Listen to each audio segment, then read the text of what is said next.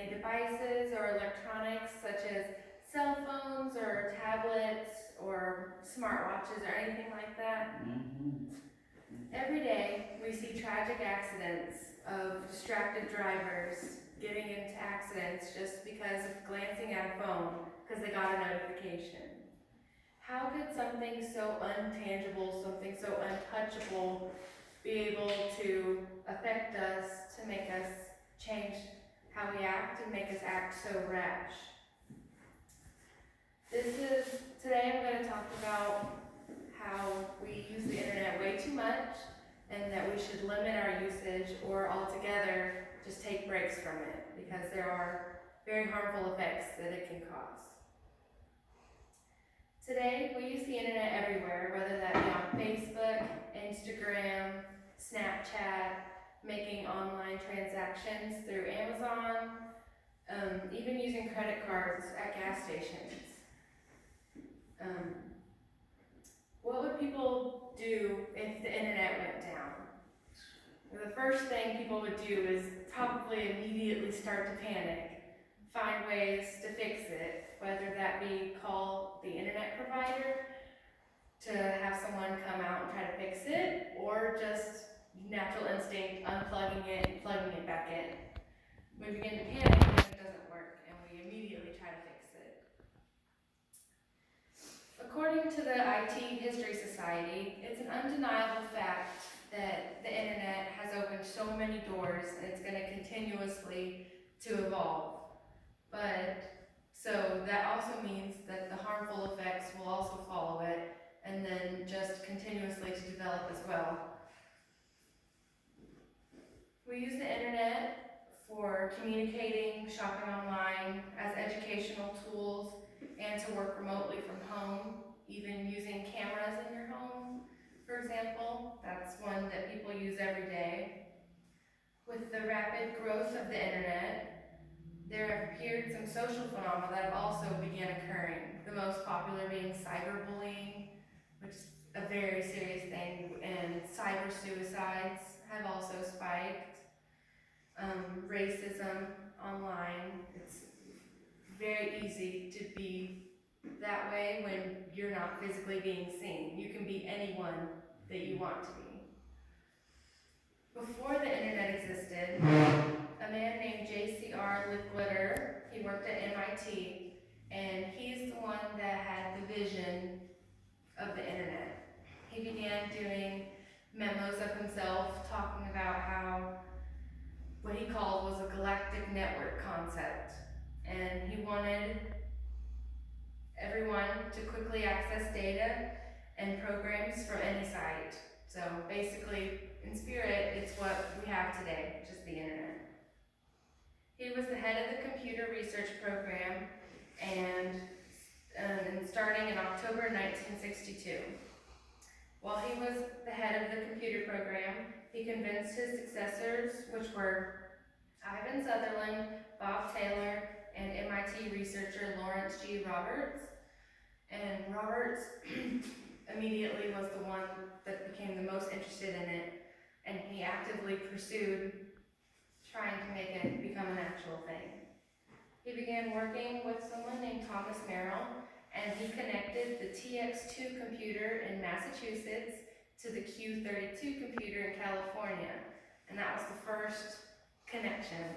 And in 1966, they sent the first message, like from computer to computer, and they began to build these nodes that you hook to other computers, and it enables it to be on that specific connection. And so they were able to do up to 4, one in Santa Fe and then one at Stanford Research Institute. So they connected all those and were able to send messages to each other.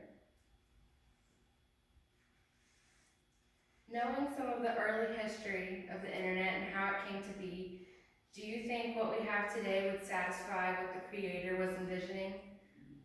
They wanted to be able to communicate across distances, and they were successful in doing that. But did they think it would turn into all the applications and all the everything we have now, such as Facebook, or Amazon, things like that. These websites are virtual communities and develop contacts through people, and that's basically all acts on how you act online. Anything you're interested in, it knows that you're interested in that, and so it'll show you, it'll adapt to what you think and how you live.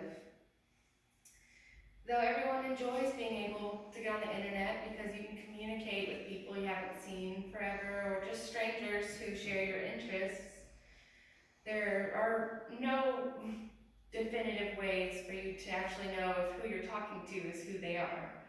There's countless videos and shows such as Catfish that just show examples of people who they fell in love with ended up being totally not who they thought they were. So that is a harmful thing with the internet, as along with cyber, like thieves and criminals that steal like credit card information that's stored, social security numbers, addresses, stuff of that nature. According to the Data Science Central, there's no way to eliminate cybercrime, as technical defenses, as they continue to upgrade, people getting around it are going to continuously upgrade and do whatever they can to get your information. According to SitePro News, living in a world where all things are connected, you can be assured there's a lot of data that's floating around. It's just in there, it's just a lot. However, there's always a risk of that data being stolen or misused. And though it very well though the internet may give you access to numerous websites and information and entertainment, it does affect you physically and mentally. I personally have stayed up many nights on the internet, not being able to peel myself away from the entertainment, and woke up the next morning and very much regretted it. So why does the internet do this? How does it keep this hold on you? It's because we love interaction with other people and love getting entertainment. And sometimes, though this may not be necessarily a bad thing, the excessive amount that we do is what makes it a bad thing, and how harmful all the other attributes are, it just affects it. And I think this is why we need to cut down on our internet usage or just take breaks from it at all. Does anybody have any questions? I know one creepy observation is, especially recently, I've noticed that if I'm looking at one thing, even if it's work related, I'll look something up on the computer here, and then on my phone I'll start seeing ads for it. Oh, my phone. And that creeps me out a little bit. It's like they yeah. It's like they know. I did my mama party in Tiffany Blue. Do you know these people email me every day? Every day. Tiffany Blue stuff every day. I hear from people. Yeah, it's kind of creepy.